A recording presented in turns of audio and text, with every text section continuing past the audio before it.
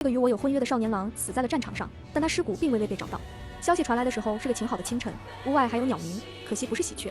我固执地等了他3年，从16岁等到19岁。他死的第1年，青州城下了好大的雪，足足有几尺厚，我家院子里的柳树都压断了好几棵。大家都说瑞雪兆丰年，明年定是一个好年。我也相信明年定是个好年，他肯定会从战场上回来。于是我拒绝了一个又一个上门给我说亲的媒人。他死的第2年，确实是一个丰年，百姓丰收，日子富足，梁国击退匈奴至月夜山300里。可我等的少年郎却没有回来。他死的第3年，青州城没有下雪，大家都说是因为孟家通敌导致梁军大败所致。这1年，我等少年郎依旧没有回来，可我却希望他已经死在了战场上。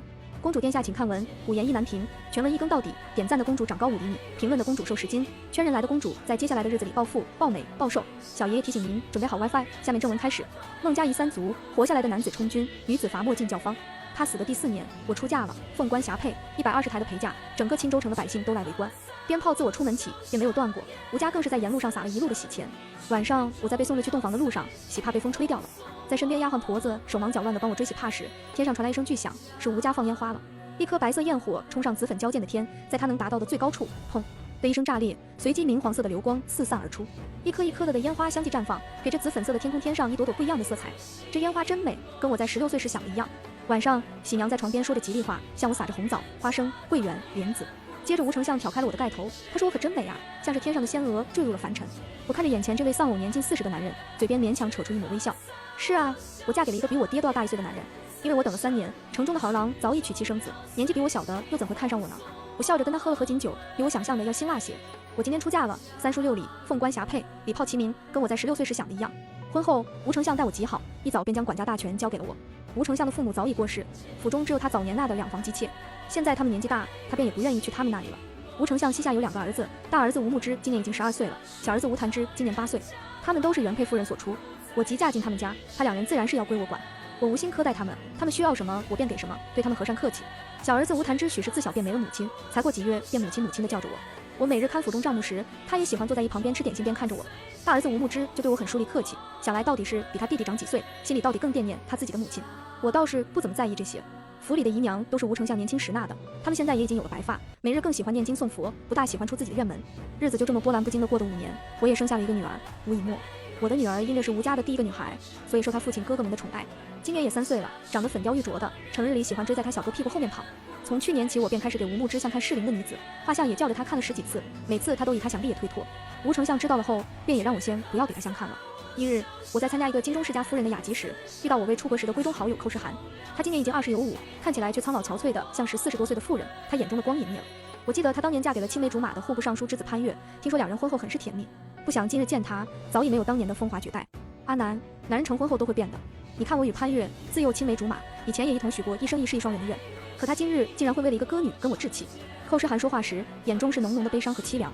我为他生儿育女，给他打理家事，到最后他却嫌弃我不会唱歌。说到这里，寇世涵的眼泪也像珍珠一样一滴一滴的落下。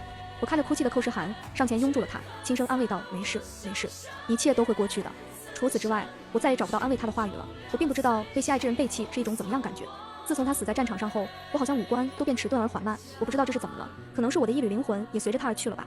3月后，在百花宴上，我又一次见到了寇世涵。这次他穿了8团喜云纹锦衣，头戴鎏金8宝簪子，不同于3月前的憔悴，他的2颊透着红光，整个人看起来喜气洋洋的。他看见我，忙坐到我身旁，跟我说起话来，聊了一会儿。我终于开口问到他今日为何这么开心。他用缂丝花鸟扇挡着脸庞，附在我耳边说道：那个歌女被我解决了，我母亲派人给我送了一种药，只要日日下到那人的吃食中，人不出1个月便没了，而且大夫还看不出来一丝问题。我听了他的话，大为震惊。我觉得我好像有些认不出他了。我回想起以前我们在闺阁中一起偷看画本子，他说女子何苦为难女子，自己身为女子不是更清楚女子的身不由己吗？那时他身高不过4寸，立于我的床榻之上，连床顶都碰不着，却能说出这样的话。那一刻他仿佛有1000丈之高，将世间女子都抬起。现在他亦有1000丈之高，将世间女子都碾碎。我知道他有他的身不由己，我没有处在他的位子，尚不能评判他，心中却也生出无限的悲凉之感。还好我的少年郎死在了我16岁的深秋，还好还好还好，我在心里默念。长公主举办了雅集，说是雅集不过是给各府的小姐公子相看提供一个便利。以沫太小了，我没有带她，我只带了吴牧之和吴谭之。入府后我们便分开了，他们去了男子的席位，我则去女席。这次我又见到寇世涵，他的脸色早就不复上次的喜气洋洋，而是在2眉间生出一股忧愁。他这次穿着低调素雅，没有上次的那般的威风凛凛。他拉着我到了一处僻静的凉亭，他说我婆婆最近一直在给我立规矩，因为我只生了祥和一个男儿，又拦着潘岳纳妾。他说我阻断他家的香火，他现在每日晨起便要我去他房里服侍他，直到夜里他睡下我才能回房。他还不许我穿金戴银，说这样会断了他家的儿孙缘。他说这话的时候，眼泪滚着他脸上白粉滑落，口之下是他干裂的嘴唇，半新不旧的锦衣被秋风一吹，便灌满了寒气。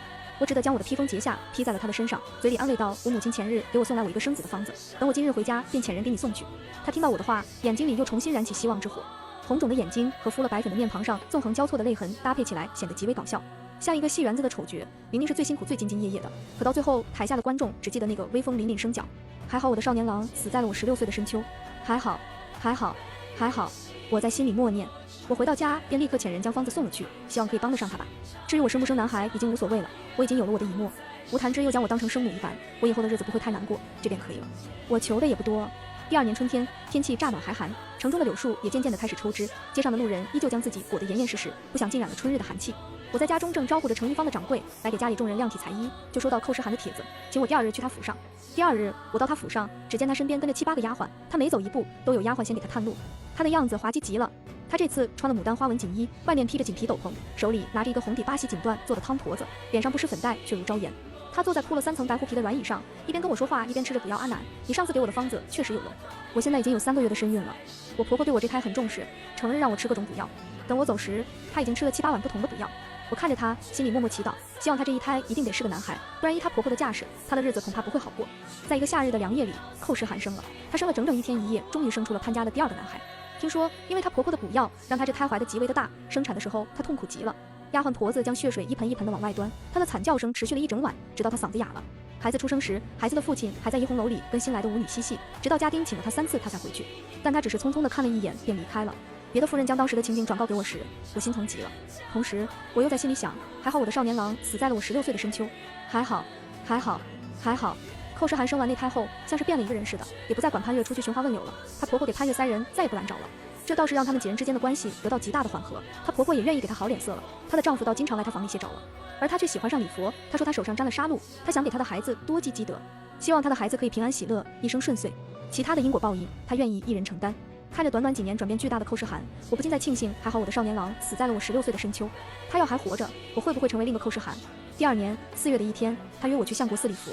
那天山上的桃花开得茂盛，放眼望去都一片粉白相间的海洋，天气1日暖过1日，天上还飞舞着几只纸鸢。这样好的天气，像极了我第一次遇到他的时候。我和寇诗涵礼完佛，顺着相国寺的台阶向下，突然见一僧人，好似故人。我便借口有东西忘拿了，飞快地射击而上。在僧人走入禅房时，我出声拦住了他：“这位师傅，你长得好似我的一位故人，可否转过身来，让我细细一看？”等待那名僧人转身的瞬间，我像是过了10个春秋般漫长。美如冠玉的脸庞出现在我面前那刻，我笑了。是他，原来我的少年郎没有死在我16岁的深秋里。他那双杀伐果断的双眸变得慈祥宁静。他问道：“这位施主看着有些面熟，不知道与贫僧可否相识？”贫僧自10年前被泸州的光寂师傅捡到时，便失了忆。我看着沐浴在阳光下，仿佛如佛子转世的他，笑着摇摇头说道：“叨扰大师了，是我认错人了，忘了。”他竟然全都忘了。也好，忘却一切才可在这世间活下去。当天晚上，我做了一个梦，梦里10小的时候，我跟着他去逛庙会，街上挂满了5颜6色的彩灯，川流不息的人群都是模糊的样貌，此起彼伏的叫喊声也都听得不真切。我知道我是做梦了，我在梦里抑制不住的嚎啕大哭。他出现了，如玉的双眸，嫣红的薄唇，脸上是他温润的微笑。他拉起了我的手：“阿南，你要抓紧我的手啊，下次走丢了，可没有人再来寻你了。”我点点头，抓紧他的手，跟着他一起淹没在人群中。梦醒了，我才惊觉这是自我成亲以来第一次梦到他。不知为何，我的脸上竟流下一点眼泪来。我的少年没有死在我16岁的深秋，却死在我26岁的初春，直到我67时，我才将他埋葬。番外，自那日过后，我便再也没有去过相国寺。我差人打听过，他法号望尘，已经是相国寺内定的下任住持了。还好京中的女眷并无几人见过他，他也便在相国寺安定下来了。时间如流水，几十年的光阴匆匆逝去，我的后半生儿孙孝顺，荣耀富足，没有过过一天的糟心日子。在我67岁那年，我自己感觉我的身子日渐孱弱。我在内室听到以沫他们商量将我葬在哪里，以沫坚持要将我和他父亲葬在一起，木之反对。在木之心里，只有他母亲才配得上与他父亲葬在一处，两人大吵了一架。等以沫进了内室，我动了动我沙哑的嗓子，对以沫说：“别将我跟他葬在一起，他已经有原配夫人陪了。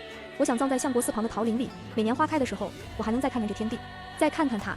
他这一辈子很得佛缘，早已是远近闻名的高僧。他早年就已立下遗嘱，等他死后，便将他烧成舍利子，供奉在相国寺内高塔上。那座塔很高，可以俯瞰到整个桃林。我看了67个春秋风景，前是6个懵懂幸福，中间3个心如刀割，剩下的乏善可陈。我这一辈子也着实乏善可陈。没有被婆母立过规矩，也没有被小姑子刁难过。家中争宠的姬妾亦是没有，平平淡淡的，像是一碗没有几粒米的稀饭。那仅有的几抹色彩，恐怕是36岁时受封一品诰命夫人时齐名的李华，以末出嫁时漫天风舞的柳絮，还有我在年少时曾热烈的爱过一个人。咚咚咚，好像是相国寺的钟声，那么悠长宁静。可我已经听不真切了。少年郎番外，我是望尘，自10年前被泸州的光纪师傅捡到时，便失了忆。这些年，我一直在寻找我是谁，却没有结果。直到我到了相国寺，被一个妇人拦下，不知为何看到她妇人装扮的那一刻，我的心竟有些痛。我总觉得她认识我，可她却否认了。望着她离开的背影，我心中竟涌起一阵悲伤。我派人打听她的消息，她原来当朝丞相的夫人，她有一个叫以沫的女儿。以沫，相濡以沫。不知道为何我听到这个名字，心中竟微微一颤。我是个没有过去的人，又怎会认识丞相夫人呢？不知为何，自从那日起，我开始盼望着他能来相国寺上香，可他却再没有来过。我的焦虑被方丈看出来，他劝我人生难得糊涂，有时忘记才是恩赐。我被方丈的话点醒，重新专注于修行，不出几年便成了远近闻名的大师。可我心里却还在想他，在想一个已婚的妇人。我想这是佛祖对我的考验。弟子在讨论方丈圆寂后的事宜，我脑中闪过他的脸。鬼使神差地立下遗嘱，让弟子将我烧成舍利，供奉于高塔。其实我存了私心，在相国寺的高塔可以眺望的到丞相府。时间如流水，我做方丈也很多年了，大家见了我也都尊称一声望尘大师。我想定是我修行不专心，于是佛祖才惩罚我在圆寂的那刻想起了一切。原来她是我的未婚妻呀！全文完。